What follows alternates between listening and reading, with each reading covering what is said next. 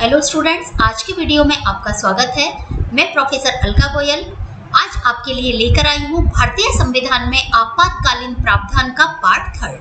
Student, पहले 2 part में आपने आपातकाल के जो प्रावधान है उनके सबकी सामान्य जानकारी, तीनों प्रकार के आपातकाल, राष्ट्रीय आपातकाल, राज्य आपातकाल और वित्तीय आपातकाल किस प्रकार से लगाया जाता है, किस प्रकार से हटाया जाता है, क्या क्या स्थितियों में आपातकाल लगाया जा सकता है, कितनी बार आपातकाल लगाया गया, राष्ट्रीय आपातकाल के सामने कौन कौन सी स्थितियां आई, ये सब आपने विस्तार से पढ़ा। आज हम पढ़ेंगे आपातकाल लगाने पर देश में क्या क्या परिवर्तन होते हैं, क्या क्या प्रभाव हमारी राजनीतिक व्यवस्था पर पड़ते हैं। तो देर न करते हुए आइए चलते हैं। आपातकालीन घोषणा का मौलिक अधिकारों पर सबसे ज्यादा प्रभाव पड़ता है। तो भारत का जो संविधान है ये आपातकाल के लिए संघ को असाधारण शक्तियां देता है, बहुत सारी शक्ति देता है, क्योंकि यदि शक्ति नहीं देगा तो देश की जो व्यवस्था बिगड़ रही है वो उसके हाथ में नहीं आ सकती। तो हमारे देश की जो संघात्मक व्यवस्था है वो एकात्मक बन जाती है। यानी जब हमारे यहाँ पर राज्यों में आपातकाल लागू होता है 356 के अंतर्गत, देखिए चूंकि आप में से हो सकता है कुछ स्टूडेंट्स ने मेरा फर्स्ट पार्ट और सेकंड पार्ट इसका नहीं देखा हो, मैं पुनः आपको बता दूं। 3 प्रकार का आपातकाल लगाया जाता है। अनुच्छेद 352 के अंतर्गत जो राष्ट्रीय आपातकाल है जो पूरे देश में लगाया जाता है। दूसरा आपातकाल राज्य की व्यवस्था असफल होने पर लगाया जाता है 356 के अंतर्गत, जो कि किसी एक पार्ट में या पूरे देश में लगाया जा सकता है।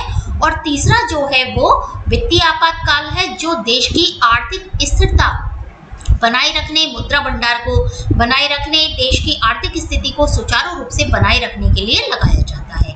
तीसरा आपातकाल हमारा अभी तक कभी भी नहीं लगाया गया है।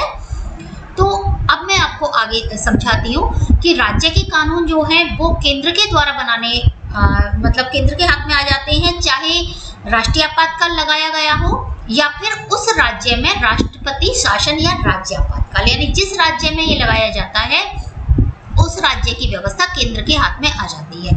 इसलिए ये कहा जाता है कि उस राज्य में राष्ट्रपति शासन लागू हो गया। और जो राजकोषीय राजस्व के मामले हैं उनको भी सीधा केंद्र संभालता है, विशेषकर वित्तीय संकट में।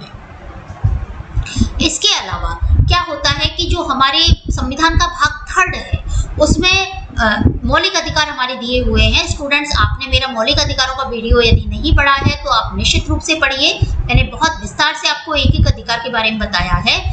तो हमारे यहाँ पर जो स्वतंत्रताएं हैं, जो स्वतंत्रता का अधिकार है मुख्य रूप से वो बाधित होता है। और ये अधिकार मैंने आपको बताए हैं, जैसे कोई व्यवसाय आप कर रहे हैं, क्योंकि किसी व्यवसाय को करने से देश की एकता अखंडता को नुकसान पहुंच सकता है।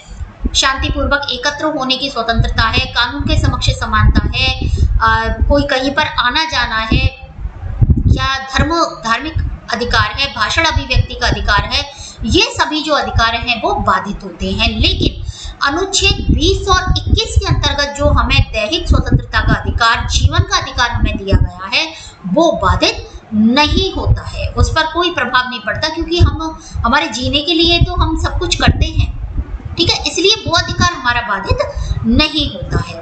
और संघ 6 महीने की अवधि के लिए जो संसदीय विधानसभा को संवैधानिक भूमिका रद्द करने और संघीय कानून लागू करने के लिए कह सकता है। इसके अंतर्गत यदि ये आपातकाल आगे तक चलता है, 6 महीने एक बार में होता है, यदि आपातकाल आगे चलता है तो ये 6 महीने के बाद में कई बार तक भी आगे चलता रहता है, जब तक स्थिति बिल्कुल कंट्रोल में नहीं आ जाती। और तब तक ये सारे अधिकार निलंबित रहते हैं। निलंबित मतलब कुछ समय के लिए निलंबित, उनको रोका जाता है। और इसके साथ ही जो केंद्र की व्यवस्था है वो एकात्मक व्यवस्था के रूप में आ जाता है उस राज्य में, या फिर राष्ट्रीय आपातकाल की स्थिति में पूरे देश की व्यवस्था केंद्र के हाथ में आ जाती है। जब तक भारतीय चुनाव आयोग प्रमाणित नहीं कर देता कि उस राज्य में संसदीय चुनाव हो सकते हैं या सामान्य स्थिति बहाल हो सकती है, तब तक उस राज्य में आपातकाल लागू होता रहता है 356 के अंतर्गत। और देश की स्थिति में 352 52 के अंतर्गत। आपको विस्तार से यदि कहीं कंफ्यूजन हो रहा है तो आप मेरे पहले वीडियोस जरूर देखिएगा, जिसमें मैंने इन आपातकाल के तीनों प्रकार की विस्तार से जानकारी दी है। इसके अलावा जैसे मैंने आपको बताया अभी कि जो अधिकार हैं वो निलंबित हो जाते हैं कुछ समय के लिए, और इनके उल्लंघन के लिए जो संवैधानिक उपचारों का अधिकार है वो भी थोड़े समय के लिए निलंबित होता है। और अनुच्छेद 20 और 21 के अंतर्गत लेकिन हमारे अधिकार निलंबित नहीं होते हैं। यदि किसी को ये लगता है कि उसके अधिकारों को गलत तरीके से निलंबित किया गया है तो वह कानून रद्द होने की अपील अदालत में कर सकता है, यानी व्यक्ति को इतना अधिकार तो है। और संसद का सदन आदेश दिए जाने के बाद यथाशीघ्र उपयुक्त परिणामों के लिए प्रत्येक आदेश को अधिनियमित कर सकता है। अब है कि जो मतलब ये है व्यवस्था है, आपातकालीन जो प्रावधान है उनकी क्या स्थिति हमारे यहाँ पर रही है। देखिए, मैं आपको पहले जो मेरे वीडियोस हैं वो आपको देखने तो पड़ेंगे निश्चित रूप से ये सब समझने के लिए, और यदि एक वीडियो में मैं सारा कुछ लेती तो स्टूडेंट बहुत ही लंबा और बोरिंग हो जाता है, जो आपके लिए परेशानीदायक हो सकता है, समझने में आपको दिक्कत आ सकती है।